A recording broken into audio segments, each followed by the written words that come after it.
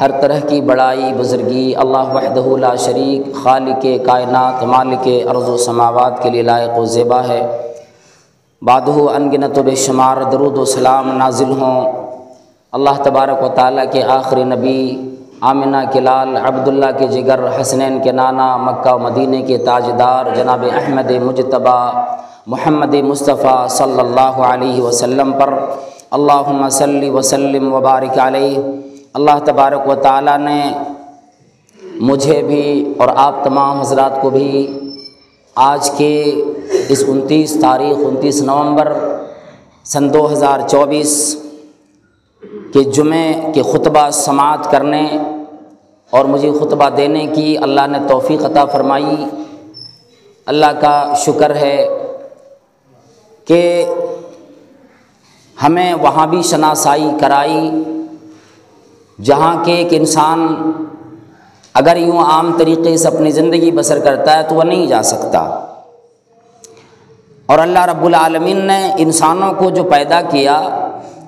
فرمایا کہ میں نے انسانوں کو بنی آدم کو میں نے باعزت بنایا ہے، اس کو عزت دی۔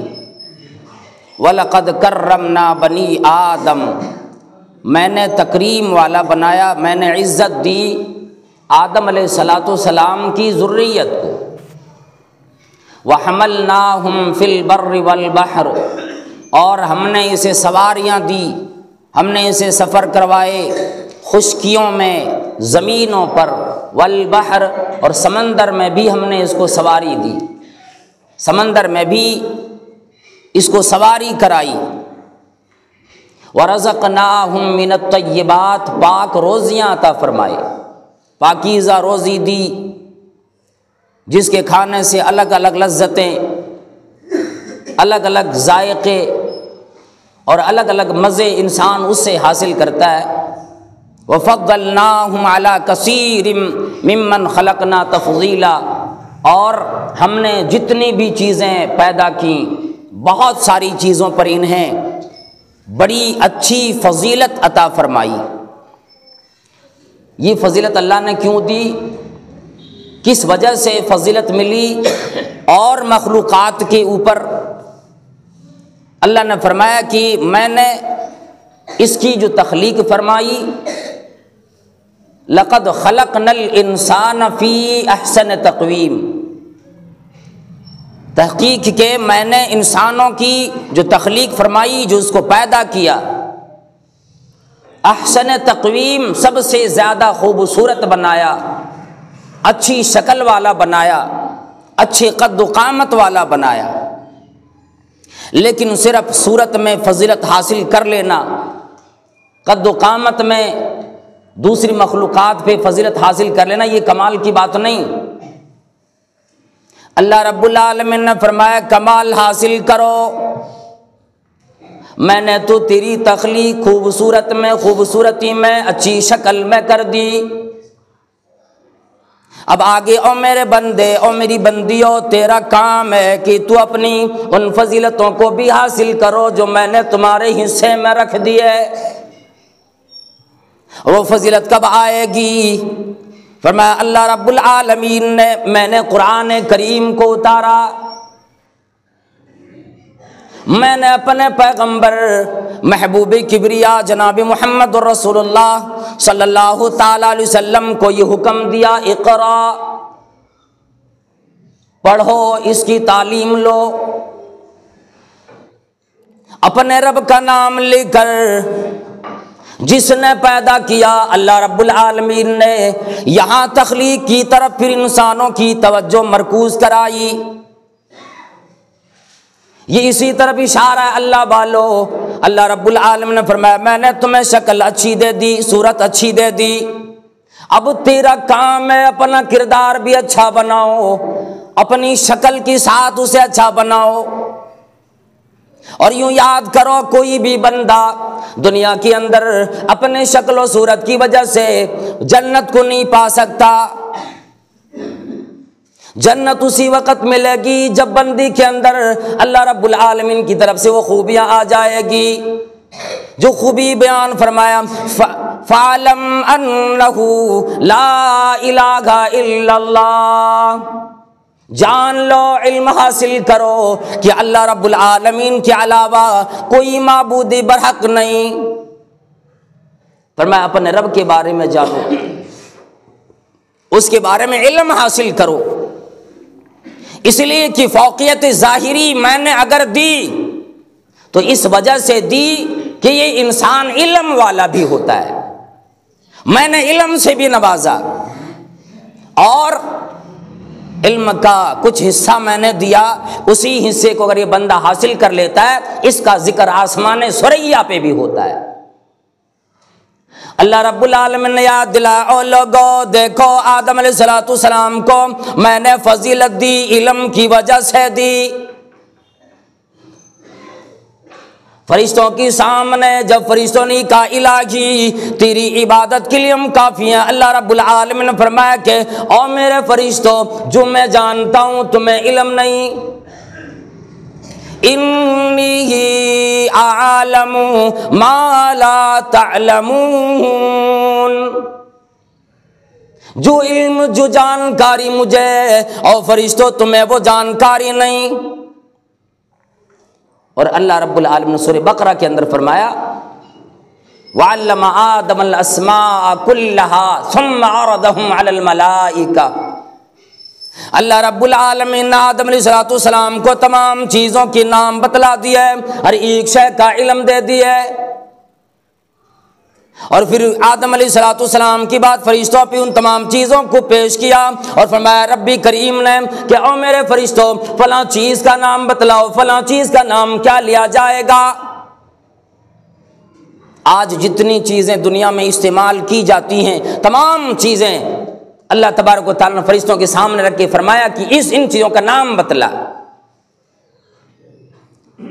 فرشتے کہنے لگی قالوا سبحانك لا علم لنا الا ما علمتنا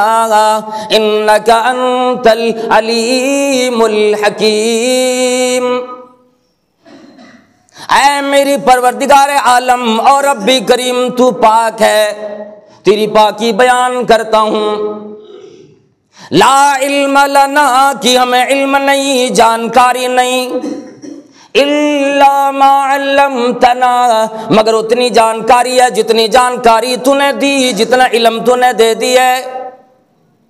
میرا کسبی علم کچھ بھی نہیں، اپنی طرف سے میں نے کوشش کوئی نہ کی۔ فما انک انت العلیم الحکیم، اور پروردگار عالم تو بلا شبہ بے شک تو بڑا جاننے والا ہے، بڑی حکمت والا ہے۔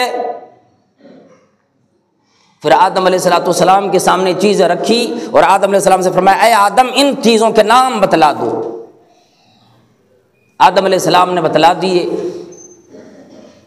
اللہ رب العالمین نے فرمایا کیا میں نے یہ نہیں کہا تھا کہ دیکھو جو میں جانتا ہوں وہ تم نہیں جانتے، اسی لیے فضیلت دینا، فوقیت دینا میرا کام ہے۔ پھر تمام فرشتوں کو اللہ رب العالمین نے شکست دے کر کہنے لگے او میرے فرشتوں وَإِذْ قُلْنَا لِلْمَلَائِكَةِ اسْجُدُوا لِآدَمَ، اور میرے فرشتوں میری نوری مخلوق آدم علیہ السلام کا تکریمی سجدہ کر، فَسَجَدُوا الا ابلیس، تمام فرشتوں نے آدم علیہ السلام کا سجدہ کیا، تکریمی سجدہ، اللہ کے حکم کی بجا آوری کی، لیکن ابلیس نے بات نہ مانی، انکار کر دیا۔ ابا واستکبر وکان من الکافرین، انہوں نے انکار کیا، تکبر میں گھمنڈ میں آ گیا اور وہ انکاریوں میں سے تھا۔ یہ علم کے ذریعے سے انسان ایسی بلندی پہ جا سکتا ہے۔ افریقہ کے ایک یونیورسٹی کے دروازے پہ بڑے ہی موٹے حروف میں لکھا ہوا ہے کہ کسی انسان کسی قوم کو اگر برباد کرنا ہو، میزائل کی، ایٹم بم کی، انسانوں کو برباد کرنے والے اشیاء کی ضرورت نہیں، اسی قوم کو اگر تمہیں ہلاک کرنا ہو، برباد کرنا ہو، دنیا کے اندر کسی قوم کو اگر شکست دینی ہو، اس قوم کے اندر صرف علم حاصل کرنے کا، تعلیم کا معیار گرا دو، ان میں تعلیم کا نام نہ رکھو، تعلیم کا شائبہ نہ جانے دو، پھر یہ لوگ جب نہیں جانیں گے، تعلیم حاصل نہ کریں گے، پھر یہ قوم اپنے آپ تباہ و برباد ہو جائے گی بغیر میزائل کے۔ یہ ایک تاریخی جملہ اس سامنے مین گیٹ کے اوپر رکھا ہوا ہے، اس وجہ سے کہ دنیا والوں کو بھی پتا ہے علم کی وجہ سے انسان بلندی پا سکتا ہے، علم کی وجہ سے انسان اس جگہ پہ جا سکتا ہے جہاں اور لوگ سوچتے رہ جاتے ہیں۔ یہ فوقیت صرف دنیا میں نہیں بلکہ اللہ کے نبی صلی اللہ تعالیٰ علیہ وسلم نے فرمایا کہ او لوگوں، اگر علم حاصل کرنے لگو گے، اللہ تبارک و تعالیٰ کے فرشتے، اللہ رب العالمین کی تمام مخلوق، خود اللہ رب العالمین، یہاں تک کہ سانپ بچھو سے لوگ ڈرتے، یہ تمام چیزیں، تمام مخلوق علم حاصل کرنے اور اس کو جاری کرنے، اس کو سکھلانے والے کے لیے دعائے مغفرت کرنے لگ جاتا ہے۔ فرمایا محمدی کریم صلی اللہ تعالی علیہ وسلم نے، ان اللہ وملائکتہ واہل السماوات والارضین والنملۃ فی جحرها وفی روایۃ حتی حیتان فی البحر لَيُصَلُّونَ عَلَى مُعَلِّمِ النَّاسِ الْخَيْرِ۔ اللہ رب العالمین بھی، اللہ کی فرشتے بھی، آسمان میں جتنی مخلوقات ہے تمام مخلوق بھی، زمین کی تمام مخلوق، یہاں تک کہ اگر سمندر میں مچھلیاں ہو، سمندر میں اور مخلوق ہو، تمام مخلوق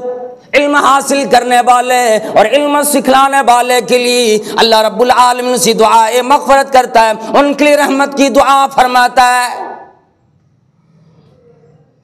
فرمایا اگر ایک بچہ اپنے گھر سے کتاب کا بستہ لے کر، کتاب کو لے کر مدرسے کی طرف جاتا ہے، مکاتب کی طرف جاتا ہے، اللہ کے نبی صلی اللہ علیہ وسلم فرماتے ہیں قدم تیرا مکتب کی طرف جائے گا، مدرسے کی طرف جائے گا، حقیقت میں وہ قدم جنت کی راہ چلے گا۔ من سلک طریقا یلتمس فیہ علما سہل اللہ لہ بہ طریقا الی الجنہ۔ فرمایا جو بھی بندہ، اس میں عمر کی قید نہ لگائی، چاہے جس عمر میں بھی بندہ علم حاصل کرنے کے لیے اپنے گھر سے نکلے، کسی راہ میں چلے، اس وجہ سے چلے کہ وہ علم حاصل کرے گا، سہل اللہ لہ بہ طریقا الی الجنہ، اس کے اس قدم کی، اس ارادے کی وجہ سے جنت کی راہ کو ہموار کر دیتا ہے، جنت کی راہیں اس کے لیے آسان کر دیتا ہے، اور جنت کی طرف جانا اس کے بندے کے لیے آسان ہو جاتا ہے۔ یہ فضیلت اللہ رب العالمین نے دی، اور خود محمدی کریم صلی اللہ تعالی علیہ وسلم جب یثرب میں تشریف لے گئے، جس کا نام مدینہ کا نام پہلے یثرب تھا، وہاں جانے کی بعد 14 دنوں تک قباء کے مقام پہ ٹھہرے، وہاں ایک مسجد بنائی جو مسجد قباء کے نام سے جانا جاتا ہے، اور مدینے سے کوئی آدمی باوضو ہو کر آئے اور اس مسجد قباء میں آ کے نماز پڑھے، مکمل ایک عمرے کا ثواب دیا جاتا ہے۔ پھر اللہ کے نبی صلی اللہ تعالی علیہ وسلم تقریباً 14 دنوں کی بعد مدینہ یعنی یثرب تشریف لے گئے۔ سب سے پہلا کام یہ کیا، او میرے صحابہ کرام، او میرے جانثارو، ایک زمین کا انتخاب کرو جس پر اللہ رب العالمین کا گھر بنے گا، اللہ رب العالمین کی طرف علم حاصل کرنے والوں کا مکتب بنے گا، مدرسہ بنے گا۔ بعض لوگ یہ اپنے دماغ میں بٹھا لیتا ہے مسجد صرف نماز کے لیے، مسجد صرف خطبے کے لیے، جمعہ کے لیے ہوا کرتی ہے، کئی لوگوں کو یہ بولتے ہوئے سنا، اجی اگر بچوں کو مسجد میں پڑھاؤ گے، پیشاب کرتا ہے، پانی لیتا کہ نہیں لیتا، استنجا لیتا کہ نہیں لیتا، اسے مسجد میں کیسے بٹھاؤ گے، مسجد میں لے کر کیسے آؤ گے؟ ہمارے آپ کے دماغ میں یہ بات ضرور آ جاتی ہے، اور لوگ پھر بعد میں یہ شکایت کرتا ہے ہمارے بچے، ہمارے نوجوان نمازی نہیں، مسیح کی طرف آنا نہیں چاہتا۔ سب سے پہلے قدغن ہم نے آپ نے اپنے بچوں پہ لگایا ہے۔ بچے کا ذہن جب بالکل کچا ہوتا ہے، جب وہ سمجھنے کی اور جو اس کے نقالی کی جو حیثیت، جو تاثیر ہوتی ہے، اس وقت جب بچہ مسجد کے اندر آتا ہے، جب وہ نل کھولتا ہے، کبھی مؤذن صاحب ڈانٹنے لگتا ہے، کبھی متولیان مسجد ڈانٹنے لگتا ہے، کبھی امام صاحب ڈانٹتا ہے، بھگا دیتا مسجد سے، پھر اس کے دماغ میں یہی بیٹھ جاتا، اجی مسجد جاؤ گے ڈانٹ پڑے گی، مسجد جاؤ گے وہاں سے بھگائے جاؤ گے، پھر اسے محبت نہیں ہوتی۔ ہم نے اور آپ نے نبی علیہ الصلوۃ والسلام کے وہ واقعہ شاید نہیں جانتے، یا جانتے ہیں جان کر بھی انجان بن جاتے کہ آپ صلی اللہ علیہ وسلم ایک مرتبہ خطبہ دے رہے تھے، حضرت حسن حسین آ رہے تھے اور کپڑا اتنا لمبا پہنا ہوا تھا کہ پیروں میں پھنس پھنس کر کے بار بار گر جاتے تھے، اور چھوٹا بچہ ہے ابھی۔ نبی علیہ الصلوۃ والسلام نے خطبہ دینا چھوڑ دیے، ممبر سے نیچے تشریف لے گئے، اپنے گود میں اٹھایا، پھر خطبہ دینا شروع کیا۔ یہ نہیں فرمایا میری بیٹی فاطمہ تیرا لخت جگر، حسن حسین کا خیال کیوں نہیں رکھتی، یہ مسجد میں آ گیا شاید یہ نہ پاک ہو کہ پاک ہو، کیا معلوم، کوئی شکایت نہ کی۔ اللہ بالو واقعی بھی آتا ہے، حضرت حسین رضی اللہ تعالیٰ عنہ ایک مرتبہ مسجد نبی تشریف لائے، اور ابھی بچپن کے عالم میں کھجور صدقے کی کھجور آ کر مسجد میں اللہ کے نبی صلی اللہ علیہ وسلم جب کوئی صدقے کی کھجور دیا کرتے تھے، آپ صلی اللہ علیہ وسلم مسجد میں رکھ دیتے۔ آل اہل بیت کے لیے صدقہ جائز نہیں، سید کے لیے صدقہ جائز نہیں، نبی کے لیے صدقہ جائز نہیں، نبی کے نواسے کے لیے صدقہ جائز نہیں۔ ایک مرتبہ کھا لیا حضرت حسین رضی اللہ تعالیٰ عنہ نے یا حسن رضی اللہ تعالیٰ عنہ نے، نبی علیہ الصلوۃ والسلام نے نہ ڈانٹے، اپنی انگلی مبارک ان کے منہ میں داخل کیے، کہنے لگا کخ یا ابنی، اور میرے بیٹے تھوک دے، یہ میرے لیے صدقہ کی چیز ہے، جائز نہیں۔ اور پھر بھی فاطمہ رضی اللہ تعالی عنہا سے یہ نہیں کہا کہ فاطمہ روک، گھر میں سنبھال کے رکھ، بچوں کو مسجد کی طرف لے کر کے آئیں گے۔ ہمارے پاس سب سے بہترین حربہ آج یہ ہے بزرگان دین، نوجوانان اسلام، کہ آج ہم اپنی قوم کے لوگوں کو پڑھنے پڑھانے کا سلسلہ دے دیں، مسجد میں مکاتب قائم کریں، اور یہاں سے جب بنیاد اس کی اچھی بنے گی انشاءاللہ تو پھر وہی بچے آگے چل کر تربیت یافتہ بنیں گے۔ جو کہ ایک عربی شاعری کہتا ہے، حرز بنی کا علی الآداب فی الصغر کی تقر بہم عیناک فی الکبر۔ آج اسٹیجوں پر، ممبروں پر، محرابوں پر جب کسی بچے کو دیکھتے ہو کیا لالچ نہیں آتی، کاش میرا بھی بیٹا اسی طرح خطبہ دے رہا ہوتا، میرا بیٹا بھی نعت پڑھ رہا ہوتا، میرا بیٹا بھی تلاوت قرآن کریم کر رہا ہوتا۔ فَمَحَرِّزْ بَنِيكَ عَلَى الْآدَابِ فِي الصِّغَرِ، اپنے بچوں کو، اپنے بیٹوں کو چھوٹ پنے میں اسی علم و آداب کے اوپر اکساؤ۔ کئی تقر بہم عیناک فی الکبر، تاکہ جب تیرا بیٹا، تیری بیٹی تیرے سامنے بڑی ہو جائے گی، جب علم کی بات کرے گی، تیری آنکھوں کی ٹھنڈک بنے گی۔ یہ قدردانی ہماری نہیں رہی۔ مسجد اللہ کے نبی صلی اللہ تعالی وسلم نے بعض دفعہ جب مسجد نبی بنایا تو سب سے پہلے ایک چبوترے کا بھی وہیں پر انتظام فرمایا، جس میں ایک چبوترے میں 70 یا 80 صحابہ کرام ہر وقت راتوں دن رہتے تھے۔ کیوں؟ اس لیے رہتے کہ تاکہ ہمارے بہترین معلم انسانیت جناب محمد کریم صلی اللہ تعالی علیہ وسلم سے ہم علم حاصل کریں۔ اللہ اکبر۔ حضرت ابو ہریرہ رضی اللہ تعالیٰ عنہ فرماتے او لوگو، اگر تمہیں علم کا اندازہ لگ جائے کہ کتنی اہمیت ہے اس کی وجہ سے دنیا میں بھی آخرت میں بھی کیا فضیلت کیا عزت ملتی ہے، اللہ کی قسم کھانا بند کر دو گے، علم حاصل کرنا بند نہیں کرو گے۔ ایک وقت کا کھانا اگر بیٹا کو نہ ملا، قیامت میں یہ نہیں پوچھے جاؤ گے کہ اے لوگو اپنے بیٹے کو اپنے بیٹیوں کو فلاں دن فلاں وقت میں کھانا کیوں نہیں کھلایا، لیکن یاد رکھو اگر قرآن کریم کی تعلیم نہ دی یہ سوال ہوگا، یہ پوچھا جائے گا کیوں تعلیم نہ دی، کیا کمی تھی۔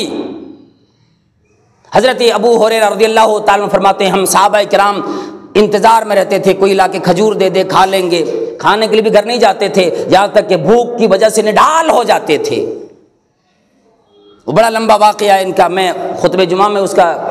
وقت نہیں رہتا، لیکن ایک واقعہ یوں جان لیں، حضرت ابو ہریرہ رضی اللہ تعالیٰ عنہ بھوک کی وجہ سے آواز ان کی دب جاتی تھی، اور یہ کب ہوگا بس صرف ایک وہ عربی کا وہ مقولہ وہ شعر جو امام شافعی رحمۃ اللہ علیہ کی طرف منسوب کیا جاتا ہے، یا اخی لن تنال العلم الا بستہ، اے میرے بھائیوں اے میری بہنوں تم علم کو حاصل نہیں کر سکتے مگر یہ کہ تمہارے اندر 6 چیزیں ہونی چاہیے۔ سمبی کا ان تفصیلھا ببیانی، میں تمہیں ان چیزوں کی تفصیل بتلا دیتا ہوں، ذکاء وحرص واجتہاد وبلغہ وطول زمان وارشاد استاذ وطول زمانی۔ 6 چیزیں، ذکاء جو بچہ عقل والا ہو، اب ایسا ہوتا آج کل کانوینٹوں میں ہم ان بچوں کو بھیجیں گے، اسکولوں میں ان بچوں کو بھیج دیں گے، انگریزوں کے حوالے کر دیں گے جو پڑھنے میں تیز ہمارے سامنے دکھائی دے گا، حالانکہ کوئی بچہ کند ذہن کوئی بچہ کمزور نہیں ہوتا، کمزور ہم اور آپ سمجھ لیتے ہیں، ہاں اگر کسی کے دماغ کمزور ہے فطری طور پر پیدائشی طور پر تو وہ بچہ جو عقل مند نہ ہو، ذکاء کہا کہ اس کے اندر عقل ہونی چاہیے، وحرص پڑھائی کی لالچ بھی ہو، واجتہاد ماں باپ کی طرف سے کوشش ہو۔ ایک دفعہ بیٹا رو کے بولتا نہیں جائیں گے، مولوی صاحب مارتا ہے، پھر ہم نے آپ نے کہا بڑا پیار ہے اپنے بیٹے سے، چھوڑ دیے، پھر گویا کہ اسی دن سے ہم نے اپنے بیٹے اور اپنے بیٹیوں کو ہم نے اسی دن سے اتنی بڑی خیانت کی کہ دنیا میں لاکھوں دولتیں دے جائیں گے لیکن یہ خیانت کبھی ہماری پر نہیں ہو پائے گی۔ واجتہاد وبلغہ، کچھ خرچ بھی آئے گا، ایسے نہیں مکتب امام صاحب کو رکھ دی، اب جی ہم تو مہینہ دیتے نا، کھانا تو کھلاتے، ہمارے بچے کو نہیں پڑھائیں گے، بلغہ خرچ بھی لگے گا، وارشاد استاذ بغیر استاذ کے کوئی پڑھائی نہیں، بغیر استاذ کے اگر کسی نے علم حاصل کرنے کی کوشش کیا، کسی انجینئر نے کسی ڈاکٹر نے عقیدے کے اعتبار سے کیسے پھسلا ہے، ہم اور آپ ہمارے سامنے وہ مثال موجود ہے۔ وطول زمانی، اور ایک لمبی مدت تک پڑھائی اپنے اولاد سے خود کرو، اپنے اولاد کو بھی کراؤ، ایسا نہیں ہے کہ مولوی صاحب اپنی بیٹی کو لے کے دن چلے آئے، اب شادی اجی اب مہمان آنے والا ہے، میری بیٹی کو قرآن پڑھا دیجیے،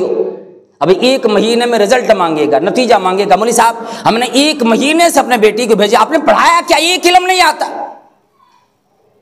اور صرف پڑھائی کے لیے نہیں پڑھاتے ہیں بعض لوگ سبھی کوئی نہیں ہے الحمدللہ ایسے، بعض صرف اس لیے تاکہ کوئی دیکھنے کے لیے آئے گا، بیٹے کا رشتہ لگانا ہے، دیکھنے آئے گا تو کہوں گا جی ہاں امام صاحب کا پاس پڑھنے جا رہی ہے، قرآن تو پڑھتی ہے،